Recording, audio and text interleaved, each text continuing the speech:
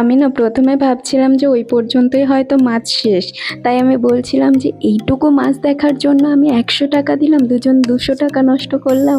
তারপরে এদিকে ঘুরে দেখছি যে এখানে ফিশ টানেল করা, এটা দেখে তো আমি খুব খুশি হয়ে গেছি, কারণ আমি না র্যান্ডামলি কারোর একটা ভিডিওতে এই ফিশ টানেলের ভিডিও দেখেছিলাম। তো এটা দেখে আমার খুব ইচ্ছে ছিল যাওয়ার সেখানে, তো কখনো যাওয়া হয়ে ওঠেনি। আর আজকে দেখো এমনি কোনো প্ল্যান ছাড়া বাইরে বেরিয়ে একটা মেলা পেয়ে গেলাম, তার মধ্যে আবার আমার পছন্দের ফিশ টানেল। তো এখানে এসে আমি খুবই খুশি হয়েছি, মাছগুলো দেখতেও খুব সুন্দর লাগছিল, অনেক বড় বড় মাছ ছিল, ছোট মাছও ছিল, অনেক ধরনের মাছ ছিল। আর আমিও এখানে না বাচ্চাদের মতন খেলা করতে শুরু করেছিলাম মাছগুলোর সঙ্গে।